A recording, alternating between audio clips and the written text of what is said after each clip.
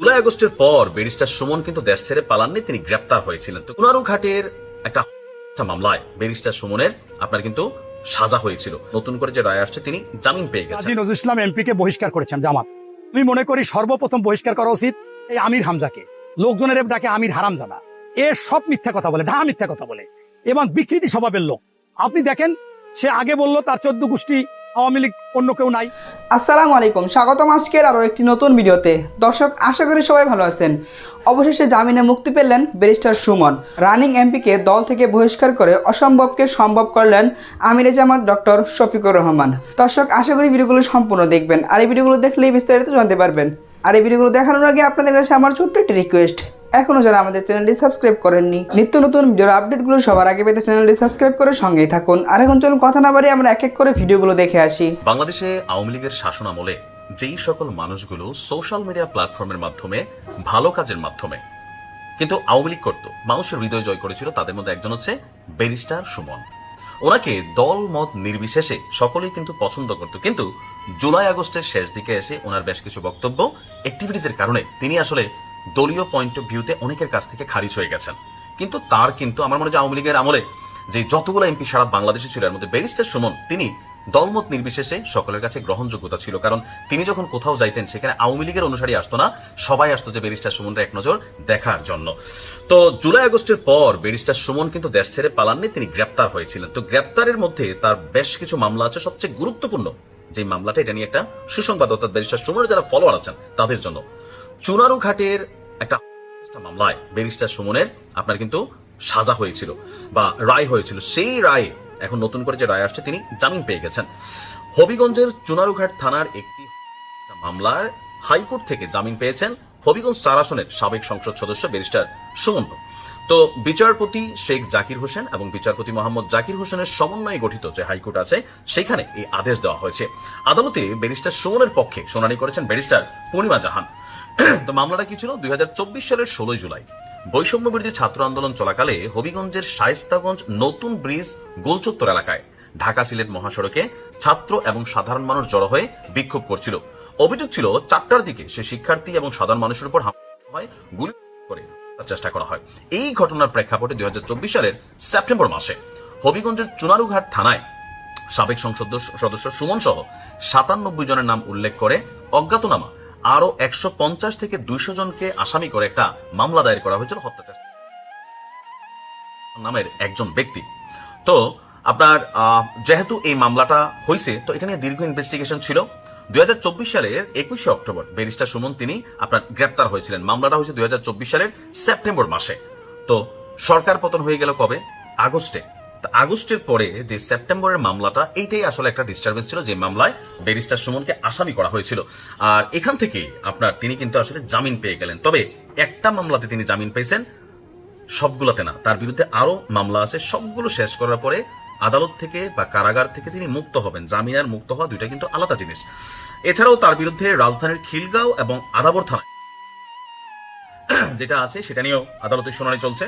আরো বেশ কয়েকটি মামলা চলমান আছে। আর এই মামলাগুলো চলমান থাকার পরও তিনি এখনই কারাগার থেকে মুক্তি পাচ্ছেন না। অর্থাৎ ব্যারিস্টার সুমনের জামিন হয়েছে, কিন্তু কারাগার থেকে তিনি বাহিরের আলো বাতাস দেখার জন্য আরো যতগুলো মামলা আছে, সবগুলোতে তাকে জামিন পাইতে হবে। তবে আমার কাছে মনে হয় যে ধরেন তিনি হয়তো শেষমেশ জামিন পেয়ে যাবেন। তবে তিনি যেহেতু একজন ইনফ্লুয়েন্সার, তার ইনফ্লুয়েন্সের ক্ষেত্রে অনেক ক্ষেত্রেই হয়তো রাষ্ট্র টেকনিক্যালি অথবা ক্ষমতাসীন সরকার যারা আছেন তারা আসলে কিভাবে নিবেন।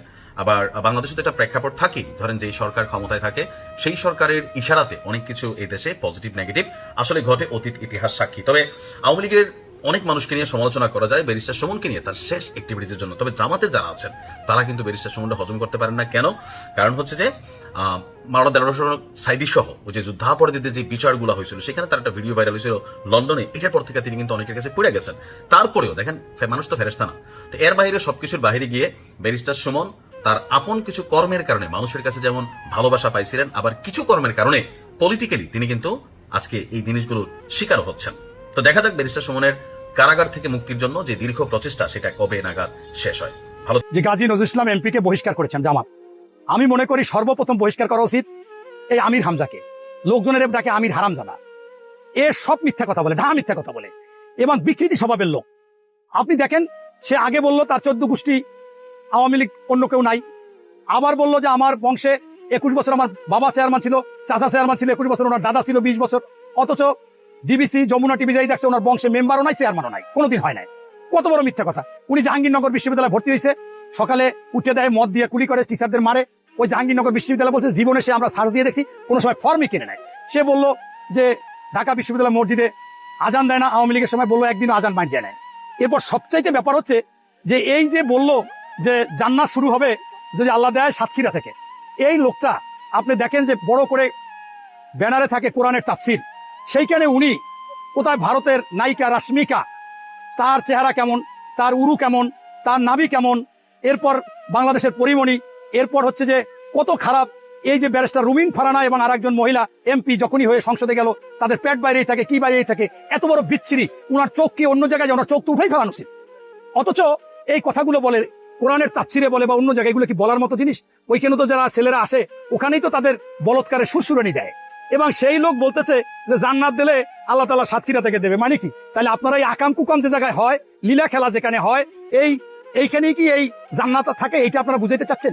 অতএব এই লোক সম্পূর্ণ মিথ্যা কথা বলতেছে। আমি আপনাকে চ্যালেঞ্জ দিই, জামাত কখনো এই শরিয়া মোতাবেক কিছুই চায় না, এবং তারা মিথ্যাচার করে, তারা এই জেনারেটনের সাথে লিপ্ত এবং এটাকে অন্যভাবে হালাল করতে চায়। সেইটাই যদি হয়, শরিয়া মোতাবেক এই গাজী নজরুল এবং ওনাদের শিবিরের নেতা বা অন্যান্য নেতাদের আপনার গলা পর্যন্ত মাটিতে পুঁতে পাথর নিক্ষেপ করার কথা ছিল। এটা কি জীবনে করবে? বহিষ্কার কি এটা শেষ?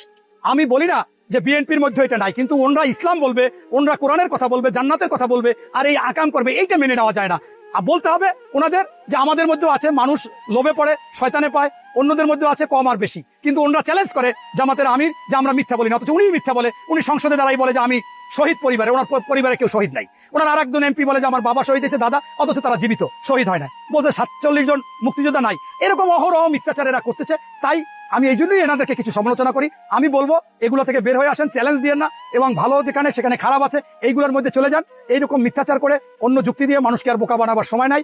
তাই যদি হয় তাহলে আপনারা এই এমপিকে আপনারা শরিয়া মোতাবেক একেবারে গলা পর্যন্ত মাটিতে পুঁতে পাথর নিক্ষেপ করেন, তাইলে বুঝবো যে আপনার ওই শিবিরের।